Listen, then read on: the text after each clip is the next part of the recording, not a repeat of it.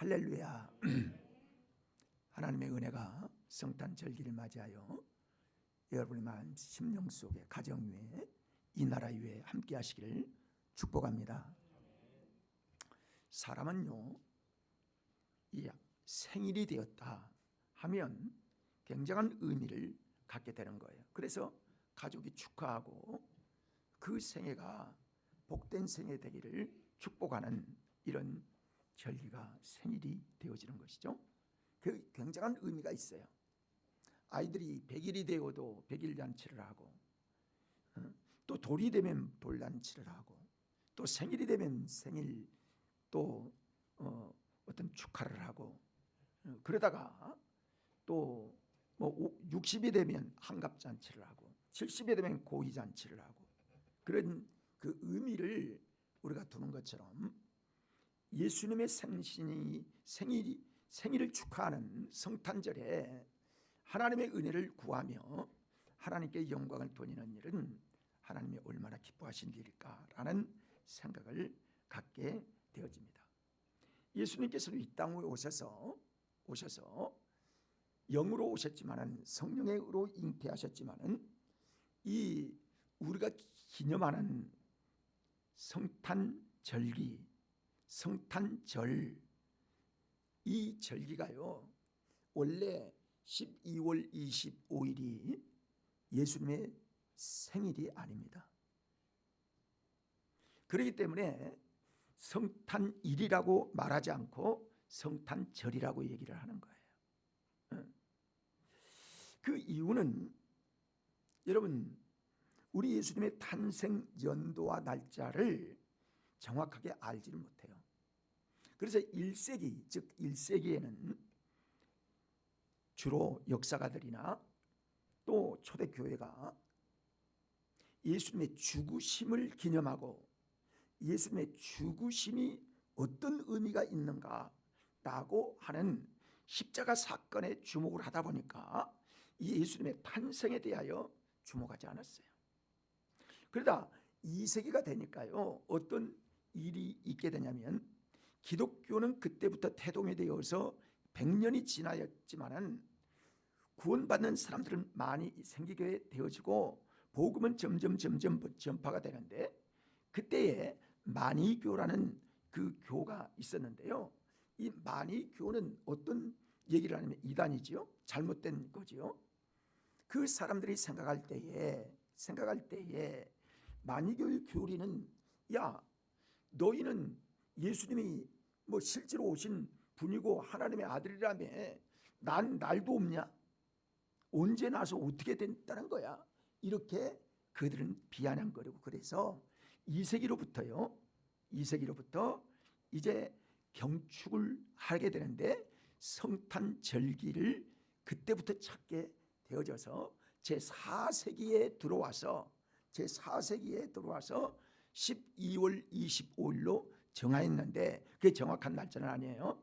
어떻게 25일이 됐냐면 12월 21일이 낮의 길이가 가장 짧은 날입니다. 근데 이 낮의 날이 시간이 제일 짧은 낮이기 때문에 거기서부터 점점 낮이 이제 길이가 점점 길어지는 그때의 첫 번째 주일, 우리로 보면 지금 주일이죠. 그 날이 주일이기 때문에 12월 25일이 된 겁니다. 이해가 되시죠? 여러분, 이제 그 부분들은 우리가 알고 있어야 할 부분이에요.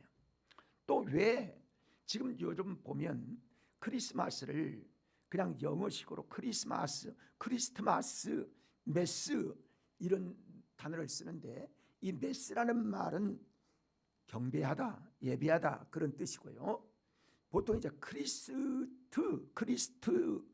크리스트를 가리켜서 X로 먼저 표시를 하는 사람들이 있는데, 이 X로 영어의 X로 읽은 것이 아니라 크리스토스 예수 그리스도로 표기되어지는 단어이기 때문에 그 단어는 엑스마스라고 쓰면 그건 잘못된 것이고요. 크리스마스로 이렇게 읽고 표기되어야 되는 것들을 여러분 아셔야 합니다. 그렇습니다. 이제 그래서 성탄절을 12월 25일로 정하고 그날이 정확하지는 않지만은 모든 개신교회 즉 우리 기독교는 12월 25일을 성탄절기로 지키는 거지 성탄의 꼭 날이 아니라는 사실을 여러분 아셔야 합니다. 요즘은 성탄절이 되어도요. 여러분 우리가 어릴 때는 참 이 성탄절기가 어찌 그리 즐겁고 그리고 축하하고 그리고 들떠서 교회마다 성탄절을 준비하고 즐겁고 그리고 성탄 새벽기도 새벽 시간에는 새벽송을 도는 이런 부분들이 아마 연세 드신 분들이 다 경험이 있을 거예요. 지금은 새벽송도 없어졌고 그렇게 모든 부분들이 이렇게 되어진 것은 어쩌면 금년도도 세계 방방곡곡에서 전쟁은 계속 일어나고 그리고 경제는 침체되고 그래서 더 이제 이 절기에 대한 기대나 이 기쁨이 감소되어질 수 있었던 요인들이 있을 수 있지만은 그러나 우리 그리스도인들은 하나님의 아들 예수 그리스도가 이 땅에 오신 탄생의 날을 여러분 절대로 잊어서는 안 됩니다. 왜냐하면 우리의 구원이 거기에 맞춰져 있기 때문에 그렇습니다. 세상에는요 좋은 일 한 거에 대하여 기쁨이 충만하고 좋은 일 한 거에 대해서 이야 그렇게 해야 돼 하고 높이 경배하는 경우가 그리 많지 않습니다. 거의 무시되고 그러나 성경에는 우리에게 분명히 말씀하기를 누가복음 2장 10절을 볼까요? 10절 11절 같이 읽어봅니다. 천사가 이르되 무서워하지 말라 보라 내가 온 백성에게 미칠 큰 기쁨의 좋은 소식을 너에게 전하노라. 오늘 다윗의 동네에 너희를 위하여 구주가 나셨으니 곧 그리스도 주시니라 라고 말씀합니다. 자, 큰 기쁨의 좋은 소식이 성탄이라는 거예요. 가장 큰 기쁨의 좋은 소식. 이건 하나님께서 그냥 만들어 지으신 것이 아니라 우리에게 이 구원의 기쁜 소식을 들려주기 위한 하나님의 탄생에 대해 하나님의 아들 예수 그리스도가 탄생하게 대한 탄생의 사건과 관련되어 있기 때문에 이 탄생 사건은 인류에게 있어서 가장 위대한 구원의 기쁜 소식, 은혜의 기쁜 소식이 성탄을 통하여 시작되어지는 예수 그리스도의 탄생임을 우리가 다 알고 있는 것입니다. 그래서 우리가 전심으로 하나님을 높이고 찬송해야 되는 거예요. 성도 여러분, 여러분 탄생하면 생각하는 나는 것이 무엇일까요? 제가 전에도 말씀드린 기억이 나는데 미국에서 있었던 한 교수가 이제 한 클래스를 놓고 한 중고등학교 정도 된 것 같아요. 그래서 그들에게 어떤 단어 연상을 하면 어떤 생각이 나는가 이걸 이제 테스트를 하는데 40여 명을 놓고 크리스마스라고 하는 단어를 그들에게 제시했더니 그들이 써내는 거예요.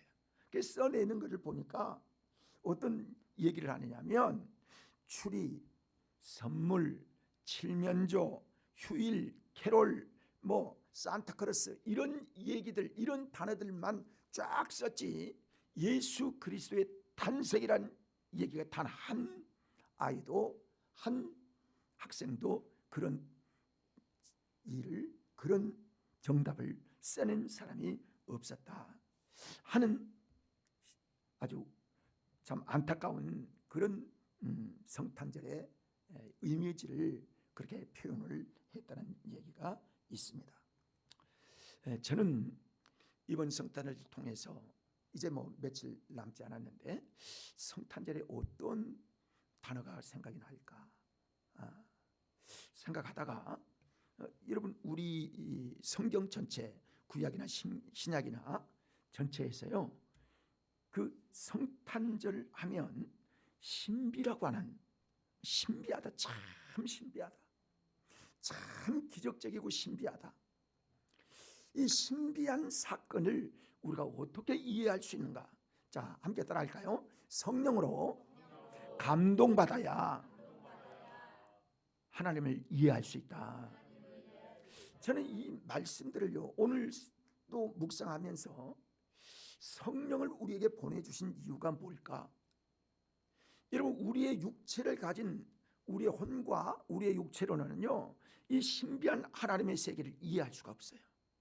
영적인 세계를 이해할 수 없어요. 그러니까 하나님께 성령을 보내셔서 성령으로 말미암아 하나님의 세계를 보고 체험할 수 있는 은혜를 우리에게 부어주셔서 예수 그리스도께서 이 땅에 오신 사실, 나를 위하여 구원하신 이 사실을 믿도록 하기 위하여 성령을 여러분과 저에게 부어주신 줄 믿습니다.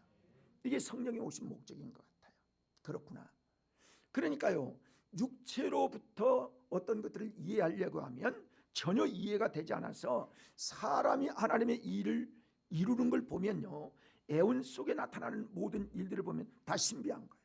다 기적인 거예요. 사람 측에서는 기적이지만은 하나님이 보실 때는 하나님의 계획과 섭리와 그리고 하나님께서 예정하신 일들을 이루신 자연스러운 하나님의 계획이에요. 근데 사람은 그렇게 기적처럼 볼 수 있게 되는 것입니다. 자, 그러면 성탄절은 왜 신비로울까? 어떤 신비가 있을까? 만약에요, 우리가 세종대왕 때에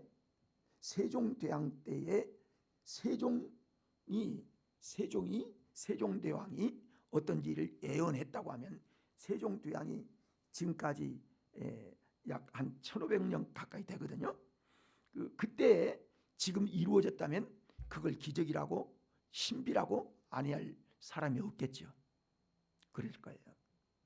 그런데요, 하나님께서 이미 수천 년 전에, 여러분, 창세기가 쓰여진, 그러니까 모세가 창세기, 창출, 내, 민, 신, 모세 오경을 쓴 기록의 연도가 예수님 오시기 전에 1500년 전에 기록했습니다. 그러면 지금부터 한 3500년 전에 쓰여진 거란 말이에요. 그러면 3500년 전에 이루어진 것을 지금 우리가 보면 거기에 여러분 창세기 3장 15절, 이게 원복음이라고 얘기하는데요. 읽어봅니다. 내가 너로 여자와 원수가 되게 하고 내 후손도 여자의 원수와 후손과 원수가 되게 하리니 여자의 후손은 내 머리를 상하게 할 것이요 너는 그 발꿈치를 상하게 할 것이니라. 네, 그렇습니다. 여기에 말하고 있는 것은 여자의 후손이라고 하는 여기에 주목을 해야 합니다. 여러분, 사람은 전부 여인의 몸으로 우리가 태어나는 겁니다. 그런데 여자의 후손으로 이렇게 지적을 하고 있는 것이 어떤 의미가 있는 것인가? 왜 여인의 후손이라고 표현하고 있는가? 바로 예수 그리스도의 표현을 그렇게 표현하는 겁니다. 성경은 그렇게 표현하고 있는 거예요. 그래서 예수 그리스도의 탄생은 창세기 3장의 기록에 나옴을 보아서 적어도 수천 년 전에 예언했던 그 사실이 예수님이 탄생함으로 인하여 하나님의 말씀이 예언이 이루어진 것들이 우리에게 신비한 일이 아닐 수가 없다는 것이죠. 또 여러분 창세기 22장 17절의 말씀을 보면 내가 내게 큰 복을 주고 내 씨가 크게 번성하여 하늘의 별과 같고 바다의 모래와 같이 있게 하리니 내 씨가 그 대적의 성문을 차지하리라. 내 씨로, 여인의 후손의 씨로, 그러면 이 씨가 와서 이 씨로 말미암아 그 씨에서 열매 맺은 영혼들이 하나님 앞에 큰 인구를 이루고 창대케 되어질 하나님의 역사를 이루게 되도록 하나님께서 예언을 하신 내용입니다. 그 약속대로 그 씨로 예수님께서 이 땅에 탄생하고 있는 거예요.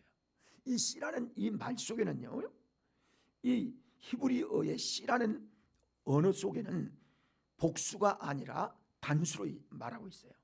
원래 씨라고 하면 많은 것들을 우리가 연상할 수 있는데 여기에서 나오는 씨는 단수입니다. 단수, 단 한. 그러니까 여인의 후손 중에 단 한 사람이 씨가 되어서 그 씨로 말미암아 구원의 역사를 이루겠다고 하신 하나님의 예언을 이렇게 말씀하고 있다는 것이죠. 그래서 그 약속대로 예수님이 이 땅에 오신 분이십니다. 네, 그렇습니다. 성경의 주인공은 예수 그리스도셔요. 그래서 예수님은 우리의 구원주 단 한 분으로 이 땅에 오신 분입니다. 창세기로부터 말라기까지 예수님은 주인공이시고요. 그리고 구약 성경에 그리스도와 예수라는 이름이 그 사람의 이름이 예수 그리스도다 이런 얘기는 나와 있지 않지만 성경 전체가 예수님에 대하여 기록한 것들을 보게 됩니다. 그래서 주전 1500년 전에 기록된 이 모세오경에도 예수님에 대해서 기록하고 있고 1000년 전에 다윗도 예수님에 대하여 기록하고 있고 700년 전에 이사야 선지자도 예수님에 대한 기록을 그렇게 하고 있는 거예요. 여러분, 이사야에서는요 신약의 복음서와 같습니다. 그러니까 이사야를 통하여 예수 그리스도의 세계에 대하여 예언하고 그의 모든 부분들을 그의 사역까지 정확하게 예언하고 있는 700년 전의 이사야의 선지자의 예언이 그대로 응하여 지고 있는 것들을 보면 모든 성경은 다 통일되게 예수 그리스도로 통일되어지고 있는 것들을 봅니다. 조금 구체적으로 보면요, 이사야서 9장 6절 7절의 말씀을 띄워보세요. 읽어봅니다. 이는 한 아기가 우리에게 낳고 한 아들을 우리에게 주신 바 되었는데 그의 어깨에는 정사를 메었고 그의 이름은 기묘자라 모사라 전능하신 하나님이라 영존하신 아버지라 평강의 왕이라 할 것임이라. 아멘. 또 그 정사와 평강에 더함이 무궁하며 또 다윗의 왕자와 그의 나라가 군림하여 그 나라를 굳게 세우고 지금 이후로 영원히 정의와 공의로 그것을 보존하실 것이라. 만군의 여호와의 열심히 이를 이루시리라. 아멘. 이 예언대로 주님이 오셨고 결국 예수님의 탄생은 어쩌다 이루어진 사건이 아니라 수천 년 전부터 모든 예언자들을 통하여 통일되게 십자가의 예수 그리스도로 우리의 구속을 이루실 예수 그리스도에 대한 예언을 말씀하고 있어요. 4000년 전에도 2000년 전에도 1000년 전에도 700년 전에도 동일하게 예수 그리스도의 예언이 실체화된 이 일들을 보게 되는 것입니다. 여러분, 우리나라의 역사가 700년 전에 가요. 언제냐면 고려 말이에요. 그리고 조선 초기입니다. 이때에 예언한 이 예언이 실질적으로 예수님의 시대의 예수님의 탄생을 우리에게 말씀하고 있어요.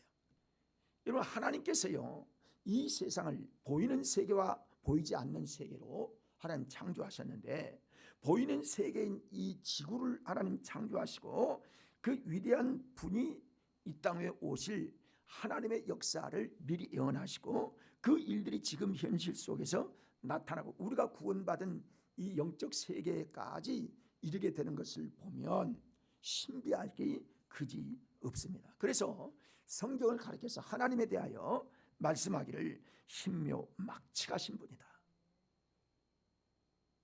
도저히 우리 생각으로 우리의 지식으로 우리의 경험으로 이해할 수 없다는 얘기지요. 그래서 성경은 인간의 지식이나 또는 인간의 지혜로 아는 것이 아니라 성령의 감동하심으로. 여러분, 성경이 성령의 감동으로 쓰여졌죠? 마찬가지로 우리에게도 성령의 은혜를 부어주셔서 성령으로 말미암아 주님을 만나게 되고 성령을 우리에게 임하게 되어야 그때 예수 그리스도가 믿어지고 십자가가 참 우리에게 감동이 되어주는구나. 그리고 그 모든 사실을 하나도 의심 없이 다 확신하게 되어지는 것은 성령의 은혜로 되어진 거예요. 그래서 성령을 받아야 한다고 말씀하시는 거예요. 사랑하는 귀한 여러분, 성탄절에도 하나님의 성령의 감동이 우리에게 임하기를 바랍니다. 그래야만 하나님께 올바른 믿음으로 설 수 있기 때문인 것입니다. 자, 두 번째 신비가 뭐냐면 처녀의 몸으로 이 땅에 잉태하신 거예요. 처녀의 몸으로. 여러분, 왜 처녀의 몸으로 이 땅에 오셨을까요? 유부녀에게 잉태됐다면 아무도 그를 하나님의 아들로 믿을 수가 없고 인정할 수가 없는 것입니다. 그래서 처녀의 몸으로 잉태하신 거예요. 그러나 마리아는 그때가 정혼한 때였습니다. 유대의 결혼법은 먼저 우리는 옛날에 약혼을 하는데 그 약혼과 비슷한 정혼하기 때 우리나라의 경우 지금 약혼하는 사람이 많지는 않은데요. 약혼을 먼저 하면 그때부터 이제 우리는 약속을 이루는 그 순간이고 그 다음에 결혼식을 통해서 법적인 부부가 되는데 이 유대인들은 정혼하면 법적인 효과가 그때부터 나타나게 됩니다. 그러나 동침을 하지는 않는 거예요. 그리고 이제 결혼을 통해서 한 가정을 이루게 되어지는데 그 때가 중요한데요. 만약에 마리아가 정혼하지 않는 처녀가 잉태를 했다. 그러면 여러분 그는 돌에 맞아 죽든지 아니면 그는 간음으로 인하여 그는 어떤 출생을 할 수 없는 그런 존재가 되어버리고 말았습니다. 왜? 처녀가 잉태하면 이건 사회적 간음과 그리고 간통이 되기 때문에 죽을 수 있기 때문에 잉태할 수가 없죠. 사람이 죽으면. 그러게 예수님의 정혼한 처녀의 몸에 잉태한 것은 하나님의 신비한 계획과 그리고 하나님이 말씀하신 성취가 되어지는 것들을 알게 되어지는 것이죠. 그래서 처녀의 몸으로 잉태가 된 것입니다. 그 다음에 하나님이 인간으로 오시는 것이 신비였어요. 하나님이요, 하나님이신 그분이 인간의 몸을 입고 이 땅에 오신 것이 신비한 겁니다. 이게 이해가 되지 않는 거예요. 사람들이 보통 보면 왜 하나님이 인간을 입고 이 낮은 곳으로 올 수밖에 없었을 것인가? 인간은 육체를 가진 인간은 죄가 없는 사람이 없어요. 다 죄를 지어요. 그래서 죄의 값은 사망이에요. 그러니까 이 죄의 문제를 해결할 수 있는 유일한 방법은 죄 없는 분이 죄 있는 사람의 죄를 십자가로 담당하여야만 우리의 모든 죄가 그에게 짊어지게 되어서 그로 말미암아 우리의 죄값을 치르게 하셨기 때문에 우리가 죄의 사함을 받게 되는 거거든요. 이게 죄의 원리입니다.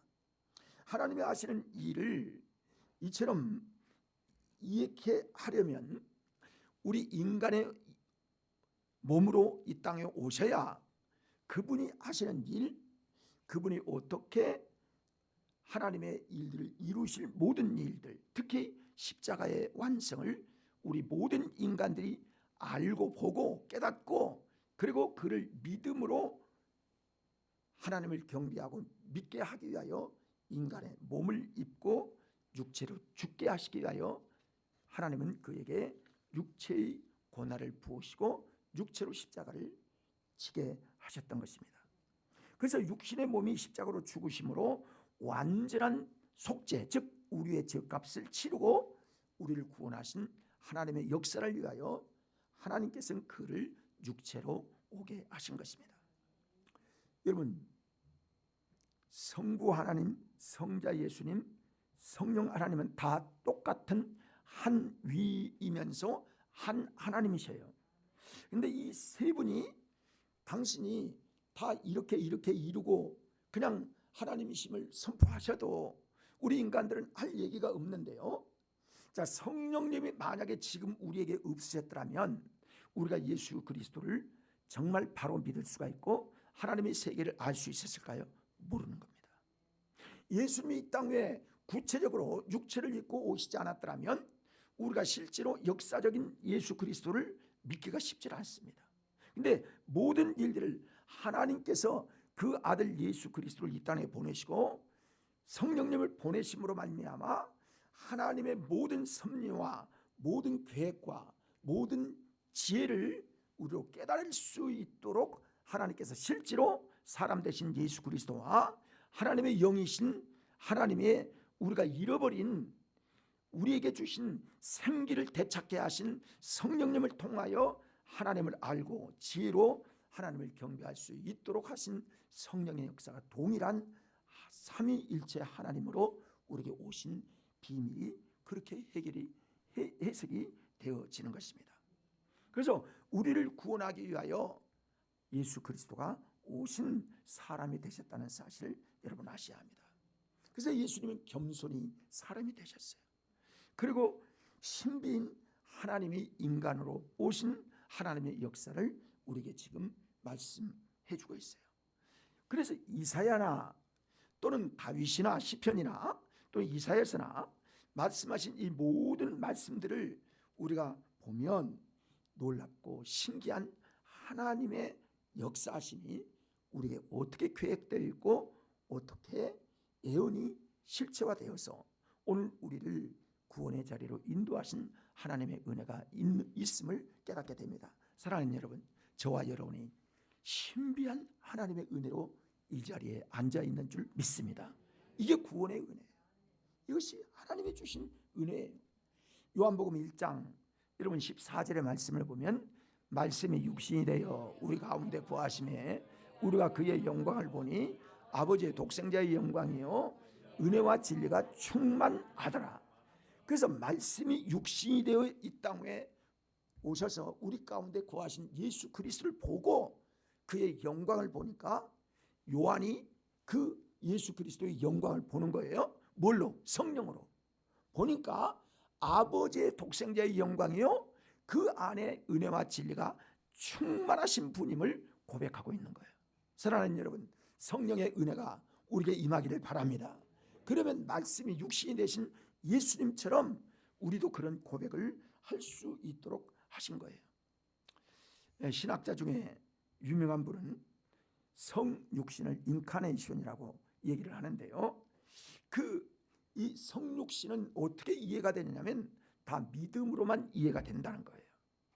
성육신, 즉 말씀이 육신이 되어 이 땅에 오신 성육신을 가리켜서 오직 믿음으로만 가능한데 이 믿음을 어떻게 생기느냐, 어떻게 이 믿음이 생기냐면 성령님께서 우리에게 주신 이 은혜로 말미암아 믿어진다는 거예요. 여러분, 우리가 예수를 믿기 전에 믿어졌어요? 안 믿어지는 거예요. 무슨 사기꾼들 같아. 지금으로 말하면 무슨 보이스피싱 같은 생각을 갖게 되는 거예요. 저 이상한 사람들이라고 생각을 하는 거예요.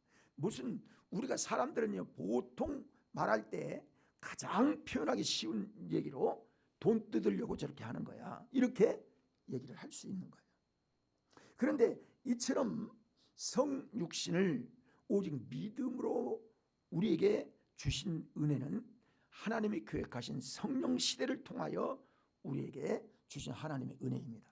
저는 생각할 때에요, 성령 시대에 우리가 태어났다는 것이 얼마나 하나님의 은혜의 때인지, 이북에서 태어나지 않고 한국에서 태어났다는 게 얼마나 감사한지, 놀라운 은혜가 아닐 수가 없어요. 이 보면 가만히 생각해 보면 참 감사한 일이 너무 많구나. 감사한 일이 너무 많구나. 모든 것들이 감사해요. 그래서 기독교는요 처음부터 기적의 종교예요. 처음부터 신비한 종교예요. 처음부터 기독교는 기적의 종교입니다. 이게 기적으로 보지 않을 수가 없고 이 기적을 믿지 아니하면요 그 사람은 신앙생활을 할 수 있는 사람이 아닙니다. 그 사람은 예수를 못 믿는 거예요. 기적을 빼고 신비한 것들을 빼면 이 기독교에는 믿을 게 별로 없는 거예요. 여러분, 예수님의 부활을 믿는다는 것은 하나님께서 우리에게 주신 은혜로 말미암아 믿어지는 것입니다. 역시 성육신하신 것도 마찬가지예요. 하나님께서 우리에게 주신 은혜의 복음이에요. 십자가로 우리의 모든 죄를 담당하셨다는 사실도 우리에게 믿음으로 고백할 수 있는 것이 하나님 은혜 가운데 기적으로 믿게 하신 하나님의 은혜인 것입니다. 여러분, 우리는 지금도 기적 가운데 예수 믿고 사는 겁니다. 그래서 기적의 사람들이에요, 우리는. 여러분, 예수님의 동정녀 탄생과 부활이 기적이고, 기적 속에 내가 구원받은 것들이 또한 기적이라는 사실을 생각한다면, 모든 것들이 신비한 하나님의 계획과 섭리 가운데 우리에게 주신 하나님의 은혜의 때를 우리가 살아가고 있는, 영광의 삶을 우리가 살아가고 있는 것입니다. 이것을 우리가 이해할 수 없고, 그리고 깨닫지 못해서 그렇지, 하나님께는요 모든 것들이 하나님의 사랑으로 이루어졌다는 사실을 말씀해 주고 있어요. 여러분 잘 아는 말씀이 있죠. 요한복음 3장 16절 말씀. 그렇습니다. 하나님의 세상을 이처럼 사랑하사 독생자를 주셨으니 이는 저를 믿는 자마다 멸망치 않고 구원을 얻게 하려 하심이라. 이 은혜를 하나님께서 우리에게 주신 거예요. 이게 근거가 어디 있어요? 하나님의 사랑 가운데 있다는 거예요. 그래서요 목사님들이 축도할 때 하나님의 사랑과 예수님의 은혜와 성령의 역사하심이 저들 위해 함께 있을지어다, 이렇게 축도를 하는 거예요. 성령 하나님, 그리고 성자 예수님, 성부 하나님의 이 삼위일체 하나님의 은혜가 우리에게 함께 있음을 축도를 할 때에, 여러분 축도가 굉장히 중요한데요, 이 축도를 통해서 주의 종들에게 기름 부으시고 그들을 통해서 선포하게 될 때에 보이지는 않아요. 그러나 역사는 있어요. 이게 기독교예요. 이게 영적인 역사예요. 그러니까 이름으로 말미암아 하나님의 은혜를 우리에게 주시고, 예수 그리스도가 믿음으로 말미암아 하나님의 나라에 넉넉히 들어갈 수 있는 신비의 확신을 갖게 되어지는 것입니다. 성탄절기에 사랑하는 귀한 성도 여러분, 하나님의 은혜가 여러분에게 더 믿음으로 강화해지고 성령의 은혜로 충만되어지고 확신되어서 2025년 성탄절이 우리 하나님 앞에 영광이 되어지고 하나님을 높이는 아름다운 성탄절기 될 수 있는 귀한 2025년 성탄 맞이하는 우리 성들이 되시기를 축복합니다. 기도하겠습니다. 좋으신 하나님, 오늘도 주의 은혜로 진리의 말씀 가운데 예수 그리스도의 탄생과 신비의 역사를 깨닫게 되어집니다. 주의 이 믿음 주신 하나님의 은혜를 감사합니다. 복되게 하셨사오니 하나님 예수 잘 믿어서 주의 영광과 유업에 이를 수 있는 모든 성도들 되게 하여 주시옵소서. 예수 그리스도의 이름으로 감사하며 기도 올리옵나이다. 아멘.